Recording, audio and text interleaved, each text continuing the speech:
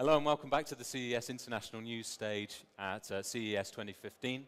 I'm Will Findlater from Stuff, and I'm joined by Lionel from Nest, who have some fascinating announcements yesterday at the show. Can you just let us know a little bit about what those were?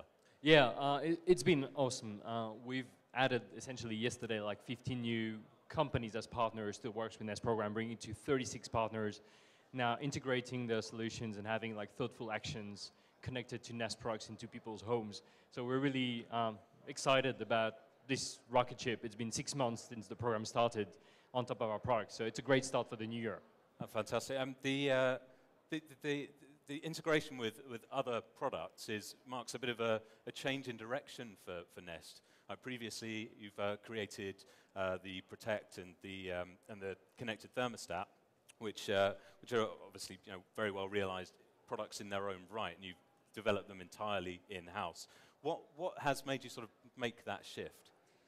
We always had this vision that home should become more thoughtful, that the home should do more for you than you do for it, that you should have, with great objects, software, connectivity, algorithms, but more benefits for the end user without the user to have to do anything. Mm-hmm. And we always thought that there were some people who did great products, and we were never in the business to invent all those products. We'll never do a car. We'll never do like a fridge. But there were great companies who were doing that. And the idea was really to bring some intersections and some thoughtful benefits at this crossing of intersections between our products and some other people's products. This is something that the industry has been still speaking about it, and is still speaking about it today. Mm-hmm. We're just shipping it today. Right, and so traditionally Nest has distanced itself from the Internet of Things. I mean, is this a sort of recognition that Nest is a part of the Internet of Things, or do you still want to say the Internet of Things is a marketing term? It's not really something that we want to use for the consumers. Yeah, Tony would be there. He would probably be even more brutal than me on this. But I really think that it needs to be thoughtful in the first place. You need to solve big problems. Yeah. Having a product that is just connected to the internet doesn't make it smart. Actually, there are tons of products out there that are not extremely smart. So our view has been really like, first, fix a big problem. Second, connectivity is just a basis, right? Mm-hmm. Just assume it's there, but just bring something else that the user will be delighted from, will get an immediate benefit from, will get energy saving from, will get money saving from, will get safety from. Mm-hmm. And that was really the vision that we had. So the Internet of Things is a bit of a buzzword, and some people call it like the connected home, or we call it like thoughtful home, because it needs to make sense, and the user is at the center of the equation. Yeah, sure. So the partnership with those devices that now work with Nest, can you just go through a few of those devices that integrate and explain how they integrate? Oh yeah, we have some pretty cool ones. So we started a while ago with cars. So we started an integration with Mercedes. So when you click on your GPS on the home button, it actually connects to your home in a way, right? So it's a cloud-to-cloud integration. So it tells how far you're away from home. So your ETA is about 25 minutes, and 25 minutes it will set your home to the right temperature. So it was really cool. And we took it even further with people like LG. So for example, LG as a fridge or other white goods appliances. Wouldn't it be cool, as Nest understands that you might be away from home, to share that status with those appliances and turn them into eco-saving mode, and then save electricity in result? So we actually do that now with LG. And there's another cool one which I really love, which is from Ula. It's a voice over IP solution. So if the Nest learning thermostat, for example, understands that you're in away status, or something strange happens in your home, like it could be a fire alarm, but if you're not at home, it could do automatic call forwarding to your cell phone. Mm-hmm. Because you're very unlikely to pick up the calls into your home on your landline. So these are some examples, and a few of them out of the 36 companies we just brought in today.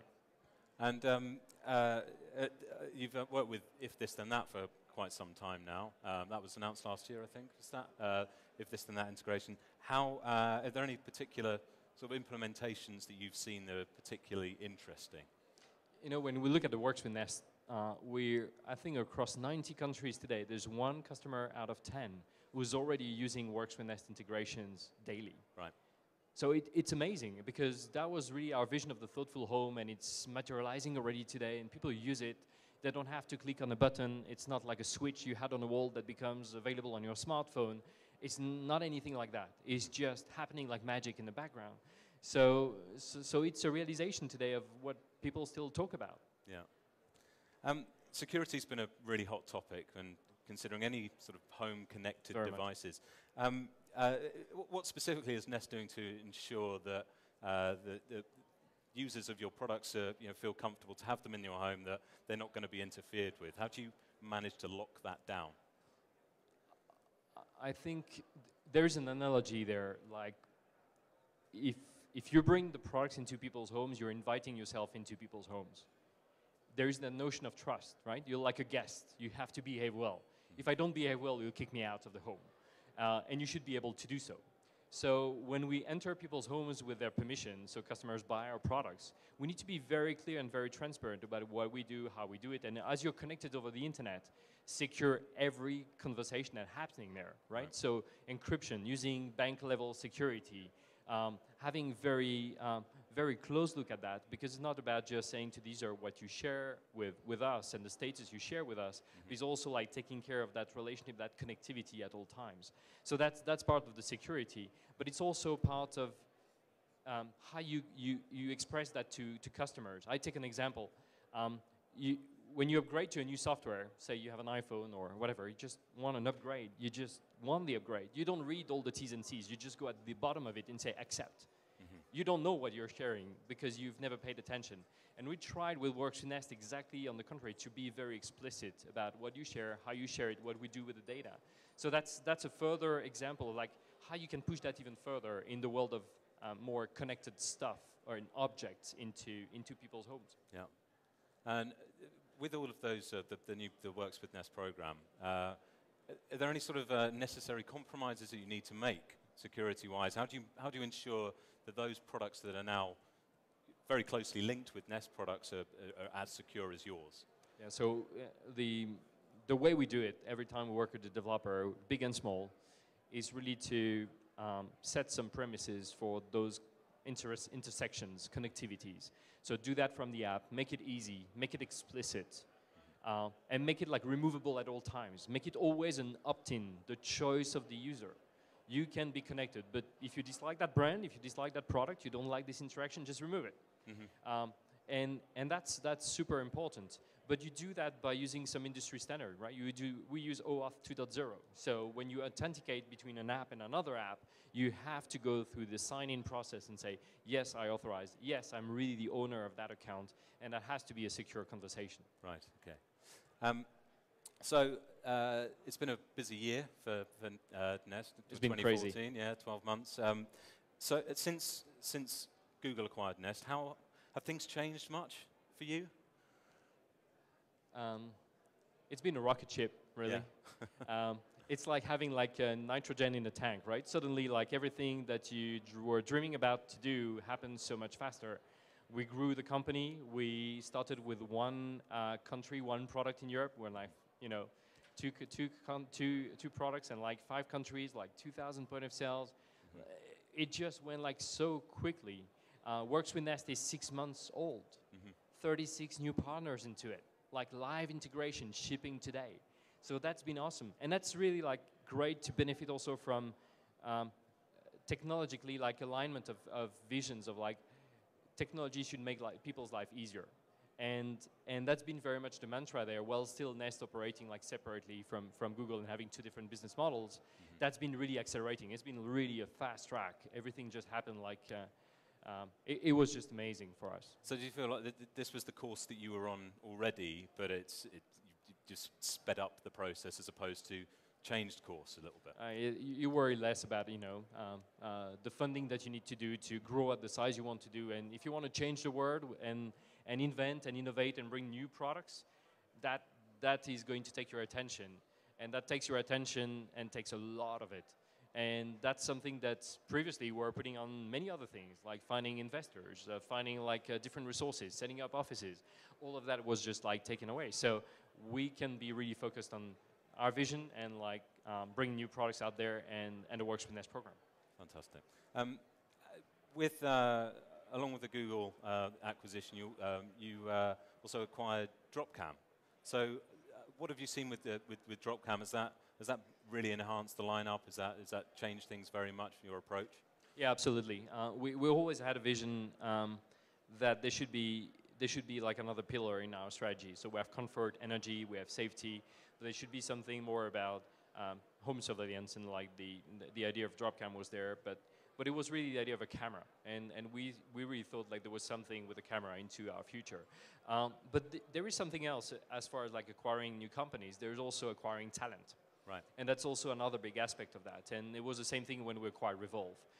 So great product, but also like a great brains and great IP and people there. So that matters a lot as well. And Dropcam, the way in which Dropcam works with Nest, could you just expand a little bit on how that solution works? So to then, Dropcam is not as say the Nest product. It's more of a works with Nest product. We're working super hard on that to make it at some stage Nest product. But it's really about, if there is a smoke alarm in your home, it will trigger an automatic recording of what happens in your home and upload it to the cloud. So you have a proof of like what's happening in your home. Was there really a fire? Can you show to your insurer? You have that automatically. You don't have to push on a button. It just happens.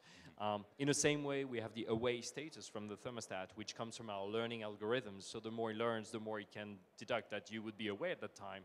And if you're away, then it can start to put Dropcam into motion detection mode. So then if there is motion happening into your home, then automatically it will trigger recording.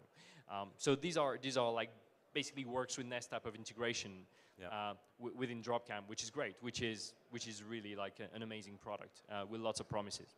Are there any other connected products out there you're allowed to tell me about that you think are particularly interesting, that you would like to work with, that you're not necessarily doing so at the moment? There is tons of products out there. There are products that are more copycats. There are products who are not very smart, and there are a few products that are really, really smart. There are very interesting products in the Works with Nest program, some great products as far as locks, door locks. It's been really interesting to look at that. Integration with cars in the home, out of the home, has been really interesting. I can't, unfortunately, like disclose like future products. It's not like really something we do very well until we're ready to talk about it. But yeah, there are some really exciting stuff. There is also a lot of stuff that might not get a lot of usage. So the user will choose. The user doesn't buy connected home, buys great products. Sure. If the product is not great, you don't use it, then that's the end of it, right? So that's interesting. The user doesn't buy connected home. Do you think the connected home as a trend isn't really the thing? It's actually down to much more specific products. Absolutely, absolutely. I think, and we have always seen that at Nest, that if you don't solve a big problem first with a product, whether it's energy, whether it's comfort, whether it's safety or security, and you try to go from A to Z without going through the different hurdles, you miss many things. But also that nobody really bought the connected home. Connected home or home automation was invented like 10, 15 years ago. Not actually invented, it was named. But the products there were either too complex or too expensive, or they were pretty much obsolete the day they came out. There was very little software, and not very intelligent, not very bright. So I think people will compose their home and tailor the home the way they want. And you will be different than I will be. And when you build your home, when you got great products, you use great products. So usage will really trigger what you do next. You got great experiences, you're very likely to expand from that. But the whole-in-one, the whole home automation thing, I don't think it's going to take off. It didn't take off for the past 10 years. Nothing's going to change, right? So you can't really tell me what's next from Nest, but any sort of generic plans that you are allowed to sort of tell me a little bit about? We don't change. We always focus on what we do. So and what we do best is creating great products and bring those intersections with others. And it's always about the home. So the home is the center of what we do. It's in our life, in engineering, in service, in support, in sales. So we'll continue to focus on this and continue to reinvent the home. There are tons of products, if you look up and down, that you just feel like, wow, that's a product I use and interact with every day, and I've stopped paying attention to it since actually forever. Yeah. And it could do a lot more for me and be a lot more thoughtful. So first is finding what problem you want to solve, and two, not just trying to improve an existing product, but taking the hard and bold step to say, a okay, let's forget or let's try, which is really super hard to do. Let's try to forget everything's been done before. Like smoke alarms, right? 1940s invented, dumb, ugly, beeps, terrible experience. We could have just made it connected. Terrible, right? So we had to take a white page and we just redone everything. And you have to take those bold steps to create great products that people will love and interact with. And I think also create some kind of emotional connectivity with those products. So you start to notice them. They are parts of your lives. They are not things you ignore. Today there are so many products you ignore in a home. So that's industrial design's very important to Nest for that reason. Yep. Can you tell me a little bit about the industrial design process? It's something that's pretty much a secret sauce, but it's very iterative. But I think you find like innovation and like the way we look at customer from a software perspective, from a service perspective, from how it looks in retail, how you buy the product, how you open the box, how you set it up for the first time. So all those steps have really to be like absolutely right. They have to be perfect. So ID is also another thing which is great, right? When we did the Nest Learning Thermostat, when you pass in front of it, you have motion sensor, so it lights up your way. Say, hello, I'm here. Yeah. It's a great way to create that emotional connection. With Nest Protect, when you go underneath, again, you have motion sensor. You go underneath at night, it would just light your way.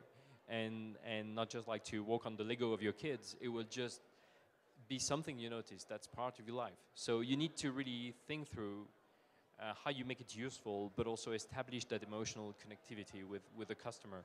And that's a hard part to do. Yeah, how do you initially identify the products that are actually worth doing that for? You know, that must be a hard process in itself. A hard process. Some people have like very strong convictions about what should be done, but I think there's a great process within the company to have the debate and just to see what we want to do. But I think we've got pretty strong opinions about what needs to be reinvented, what needs to be changed, what makes sense. When we did energy, it was like, why does a piece of plastic control 60% of my energy in a home and is not even connected to my smartphone that I hold in my pocket? For smoke alarms, why does it not like test itself? Why it should be testing in myself? Should I? So there was really notion about safety, about security, about comfort, about energy, but I'm sure we'll reinvent a few things. Fantastic. Well, with that, thank you very much, Lionel Paillet from Nest.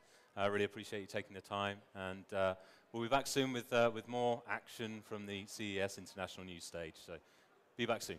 Thanks for having us too.